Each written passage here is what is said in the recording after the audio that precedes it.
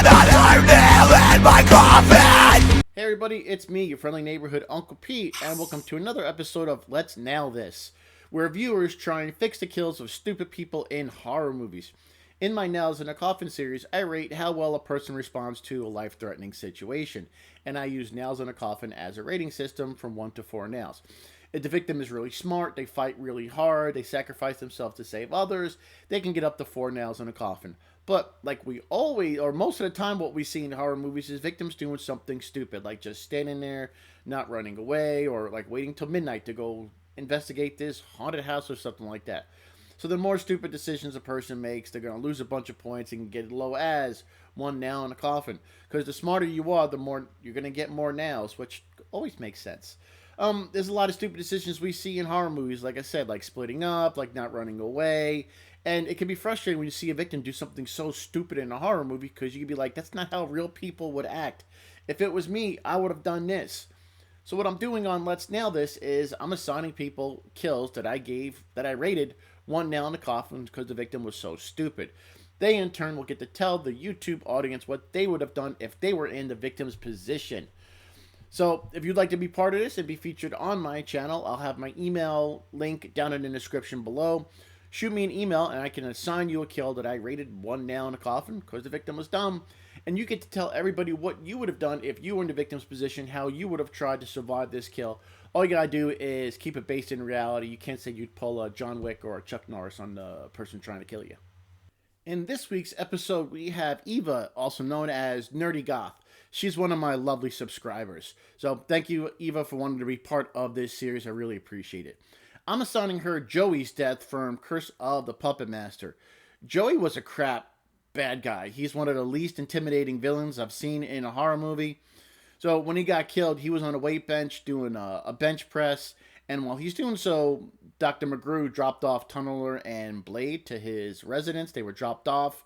And while Joey is lifting weights, Tunneler walks up by his crotch. Blade walks up by his head. Blade slashes the top of Joey's head. You know, he puts his hands on his head and sits up. Well, then Tunneler starts up his drill and drills right into Joey's undercarriage, killing him in a very painful and satisfying manner because, yeah, this guy was a real dirtbag.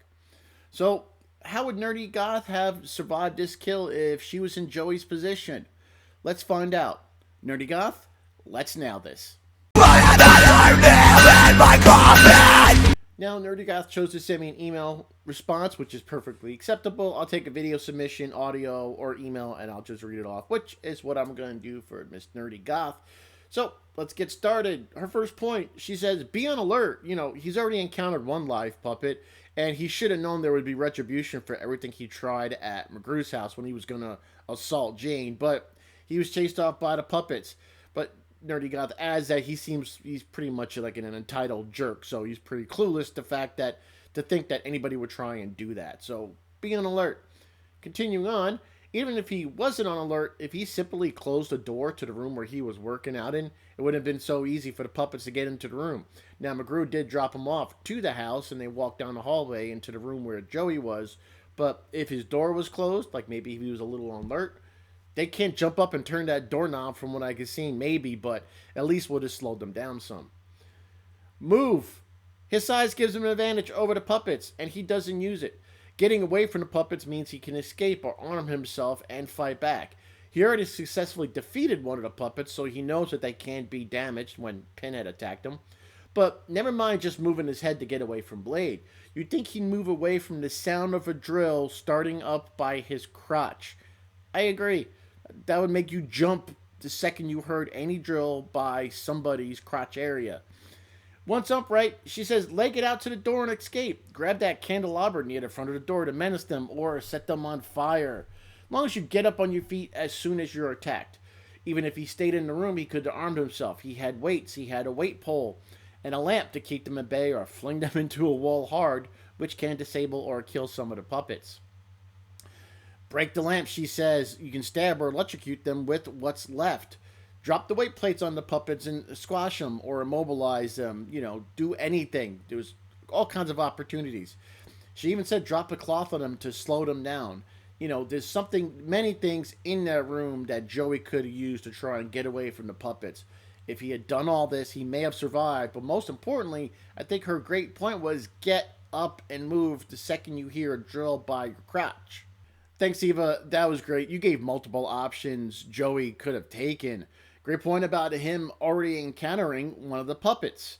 So for him just to have any wherewithal about a possible retaliation shows you how stupid he was.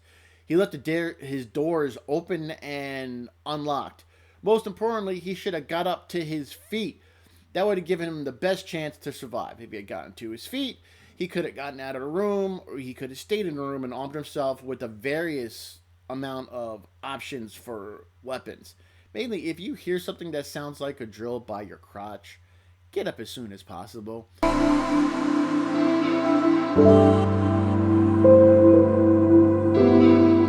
He never even got to his feet at all, even if the drill started to enter him.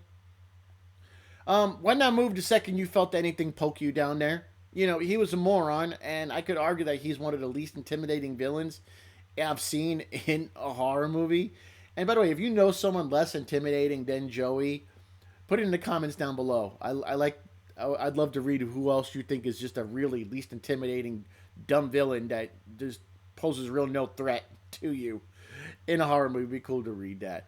But yeah, great response, Eva. You brought up multiple options. I think if you were in his position, you definitely could have survived, because yeah, there was many mistakes and stupid decisions that he made. So great job, Eva. I really appreciate you being part of this new series of mine. Let everybody know in the comments down below what you thought of Nerdy Goth's response. I thought she did a great job. Thanks again. I'm really having fun with this series so far. People who have submitted their responses seem to be having fun. They're enjoying it. So again, if you'd like to participate, please send me an email. Link down in the description below. I'll assign you a death that I gave one nail in the coffin because the person was stupid. And you can do what Eva did. You get to tell everybody what you would have done if you were in the victim's position. How would you have survived this predicament? Really appreciate it. Take care, everybody. Stay safe, stay happy, be good to each other. I am your friendly neighborhood Uncle Pete. And remember, with great kills, there must also come great nails.